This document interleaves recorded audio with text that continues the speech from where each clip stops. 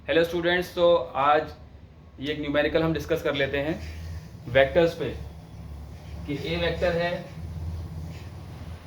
2i cap plus जे cap plus के cap and B vector है i cap plus J cap plus के cap. इसमें एक question हम डिस्कस करते हैं कि ए और बी के परपेंडिकुलर ए एंड बी के परपेंडिकुलर कोई यूनिट वेक्टर चाहिए। कैसा वेक्टर चाहिए? Unit vector perpendicular to A and B. A and B जिस प्लेन में है उसके परपेंडिकुलर किसी भी दो वेक्टर्स जिस उनका जो प्लेन बन रहा हो उसके परपेंडिकुलर कोई वेक्टर निकालने का हमारे पास बहुत आसान से हम समझ सकते हैं कि दो वेक्टर के परपेंडिकुलर, दो वेक्टर जिस प्लेन में आते हैं उसके परपेंडिकुलर वेक्टर क्रॉस प्रोडक्ट से मिलता है। वेक्टर के दो प्रोडक्ट्स होते हैं, cross product and dot product. Dot product को कहते हैं scalar product and cross product को वेक्टर प्रोडक्ट। तो हम यहाँ पे करेंगे cross product of A and B, that is A cross B. A cross B का क्रॉस प्रोडक्ट कैसे करते हैं? डिटरमिनेंट सॉल्व करते हैं हम। I cap, J cap and K cap, 2 1 and 1। पहले क्या लिखेंगे हम? समझिए पहले कि पहले हम लिखेंगे ए क्रॉस बी। अगर हम कर रहे हैं ए क्रॉस बी, इट मीन्स एक वेक्टर के कंपोनेंट्स हम सेकंड रो में लिखेंगे। आई कैप के साथ 2 है, जे कैप के साथ कुछ नहीं तो 1 है, के कैप के साथ कुछ नहीं तो 1 है। 1 है इसीलिए के कैप दिख रहा है। आप ही मत सोचिए 0 है, 0 होता तो के कैप और जे कैप खत्म हो जाते। ओके, अब बी के साथ क्रॉस हो रहा है तो B I cap, J cap, K cap. I cap के साथ कुछ नहीं 1, तो जे कैप के साथ भी कुछ नहीं 1, और के कैप के साथ भी कुछ नहीं है तो 1। ये बात क्लियर हो रही है? आप इस बात को समझ सकते हैं ए क्रॉस बी क्यों परपेंडिकुलर देगा। देखिए ए क्रॉस बी कैसे परपेंडिकुलर देगा। सपोज ए वेक्टर है और ये बी वेक्टर है, हम ए से बी का क्रॉस कर रहे हैं।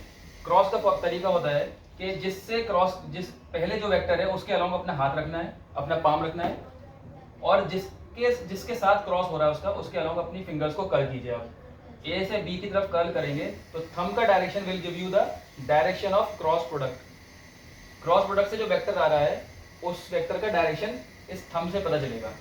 ए क्रॉस बी से आप ये जानते हैं क्रॉस प्रोडक्ट को वेक्टर प्रोडक्ट भी कहते हैं। अभी मैंने कहा था वेक्टर प्रोडक्ट इसलिए कहते हैं क्योंकि इससे वेक्टर मिलेगा मीन्स मैग्नीट्यूड भी मिलेगा और डायरेक्शन भी मिलेगा।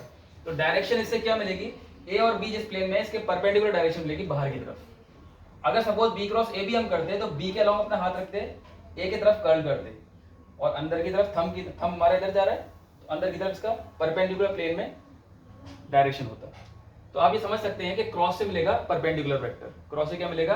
Perpendicular vector. क्रॉस प्रोडक्ट कैसे करते हैं? डिटरमिनेंट से भी सॉल्व करते हैं, और दूसरा भी एक मेथड है इजी हमारे लिए है, ये है कि हम डिटरमिनेंट सॉल्व कर लें। तो हम कैसे सॉल्व करेंगे? आई कैप के साथ आई के वर्टिकल हॉरिजॉन्टल लाइन में जो चीजें हैं वो सब छोड़नी है, और वर्टिकल लाइन में जो चीजें हैं वो भी सब छोड़नी है। फिर क्या करना है कि ये डायगोनली मल्टीप्लाई करना है।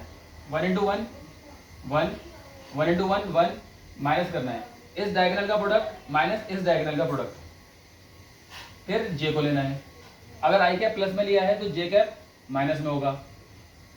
जे के साथ भी ये चीज करनी है, हॉरिजॉन्टली लाइन को और वर्टिकली लाइन को क्रॉस कैंसिल कर देना हमें।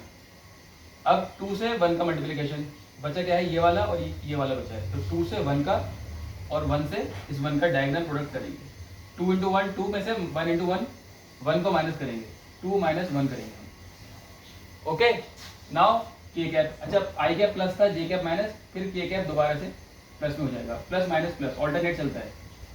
यही काम के कैप के लिए करेंगे। हॉरिजॉन्टली और वर्टिकली जो लाइन में आ रहे हैं वो सब कैंसिल होंगे।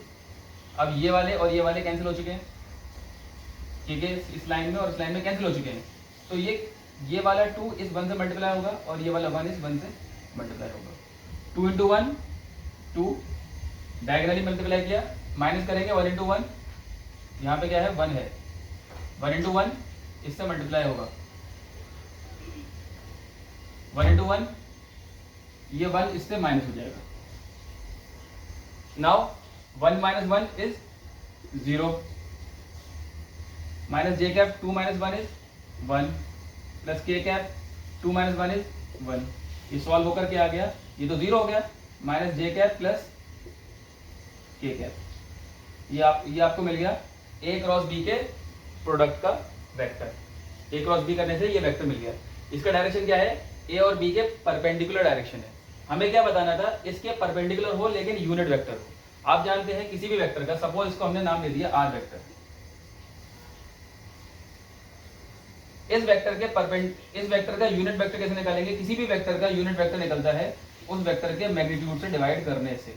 उस वेक्टर के मैग्नीट्यूड से हम डिवाइड कर दें तो उसका यूनिट वेक्टर मिल जाता है। यूनिट वेक्टर निकालने का तरीका, वेक्टर को उसके मैग्नीट्यूड से डिवाइड करना है।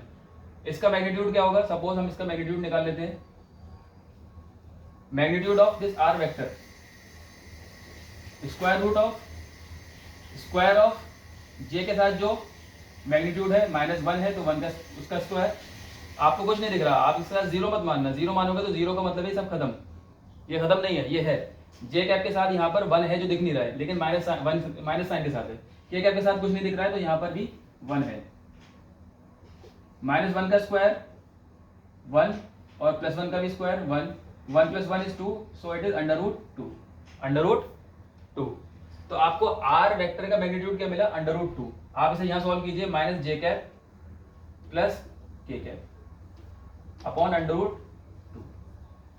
आप ये आराम से देख सकते हैं कि ए और बी के परपेंडिकुलर यूनिट वेक्टर आपसे पूछा था, या आपने क्रॉस प्रोडक्ट करके वेक्टर निकाला है, ये वेक्टर निकला है, ये वेक्टर इसके परपेंडिकुलर निकला है। कैसे निकला है, क्रॉस प्रोडक्ट करके।